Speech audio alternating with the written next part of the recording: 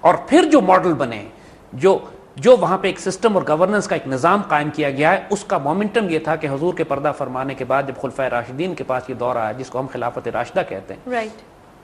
اس دور میں اسلامی ریاست مدینے سے نکل کر ایک طرف پرشین اور رومن امپائر سے ٹکراتی ہے, ایک طرف چین تک پھیلتی ہے, ایک طرف پورا نارتھ افریقہ کیپچر کرتی ہے, پھر نیچے یمن تک, اس کی پورے عربین پیننسولا میں یمن تک اس کی حکومت قائم ہوتی ہے. اس دور میں اس سے بڑی حکومت انسانیت نے دیکھی نہیں تھی کہ جو مسلمانوں نے 30 سال کے عرصے میں قائم کر دی.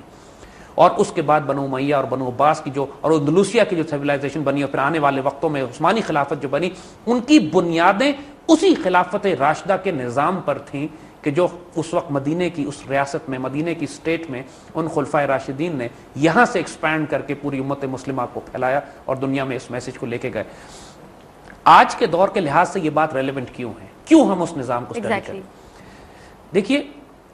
اب ہم ایک دنیا میں, کائنات میں ایک ڈیسائسو فیز میں داخل ہو چکے ہیں. 21ویں صدی کا جو یہ آغاز ہے, اس میں کائنات میں ایک ٹیکٹونک شفٹ ہو رہی ہے, یعنی پورے نظام تبدیل ہو رہے ہیں, اسپرچول ڈائمنشن میں بھی اور فزیکل پلین پہ بھی.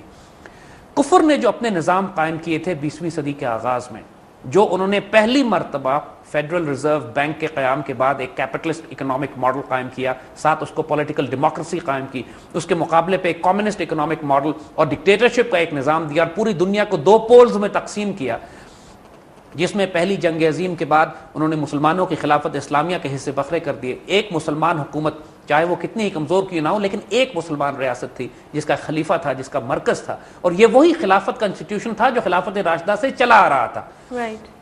خلافت کا جو انسٹیٹیوشن ہے مسلمانوں کا, یہ ہمارے دین کا مین سٹریم ایک کانسیپٹ ہے. یہ کوئی اب نارمل کانسیپٹ نہیں ہے, یہ وہ تصور نہیں ہے جو ریڈیکل فنیٹک مسلمز کا کانسیپٹ ہو, دہشت گردوں کا تصور ہو.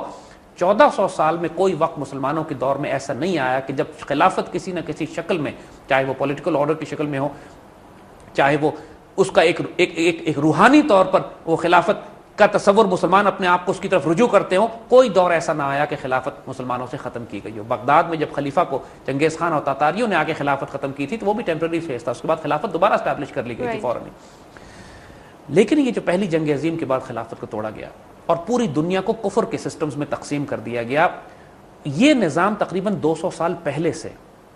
کفر کے نظام نے, بینکنگ سسٹم جب شروع ہوتا ہے, ورلڈ اکانومی کو کنٹرول کرنے کی بات ہوتی ہے, پیپر کرنسی کا نظام شروع کیا جاتا ہے, ساتھ ساتھ 19ویں صدی کے آخر میں میڈیا شروع ہوتا ہے, پریس اینڈ پبلیکیشن شروع ہوتی ہیں, 20ویں صدی کے آخر میں الیکٹرانک میڈیا بھی آ جاتا ہے. یہ پورا نظام جب کفر میں انہوں نے مسلط کیا, پہلی جنگ عظیم کروائی اس نظام کو نافذ کرنے کے لیے, دوسری جنگ عظیم کروائی, ایسے کانسیپٹ دیے کہ جن کا سوائے دیوانگی اور جنون اور وحشت سے کے علاوہ کوئی ان کا اور واسطہ نہیں تھا. Darwinism, liberalism, secularism, freedom of speech, women liberation, democracy, capitalism, freedom of expression, freedom of speech, entirely new concepts, پورے انسانیت کو آوارہ کر کے, تباہ و برباد کر کے غلام بنا دیا پوری دنیا کے انسانوں کو. اور انسانیت جتنی محروم اور ذلیل اور رسوا 20ویں صدی میں ہوئی ہے, اس سے پہلے کی ہزاروں سالوں صدیوں میں کبھی انسانیت پر اتنا ظلم نہیں ہوا جتنی اسے 20ویں صدی میں, جتنا 21ویں صدی میں. یعنی جتنے انسان پچھلے 500 سال میں, 800 سال میں نہیں مارے گئے, اتنے انسان انہوں نے 20ویں صدی کے پہلے 50 سال میں مارے. یعنی امیجن کیجئے کہ یہ کتنا ظالمانہ, اتنا ناپاک اور پلیت نظام جس کفر نے قائم کر کے انسانیت کے سر پہ مسلط کیا, اور روشنیاں اس کی گرد ایسی قائم کی کہ لوگوں کی آنکھیں چکو چوند ہو گئیں, کہ لوگ یہ سمجھنے لگے کہ کیپٹلزم اور ڈیموکریسی کے علاوہ ہمارے پاس اور کوئی راستہ ہی نہیں ہے.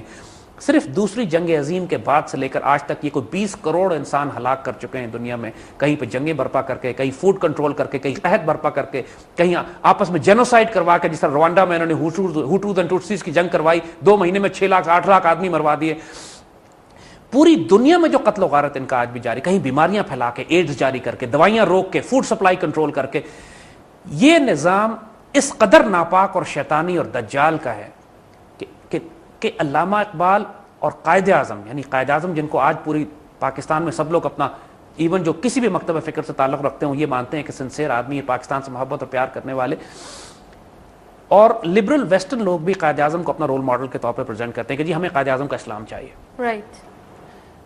قائد اعظم کے اسلام کو اگر آپ نے دیکھنا ہے تو 1948 میں ان کی وہ اسپیچ دیکھ لیجئے جو اسٹیٹ بینک کا افتتاح کرتے ہوئے قائد اعظم نے کی. جب اسٹیٹ بینک کا افتتاح کرتے ہوئے قائد اعظم نے یہی الفاظ دہرائے جو بات ہم آپ سے کہہ رہے ہیں, کم و بیش اسی مفہوم کے ساتھ, کہ ماڈرن اکنامک سسٹم نے, جدید دنیا نے انسانیت کو تباہی کے دہانے پر کھڑا کر دیا.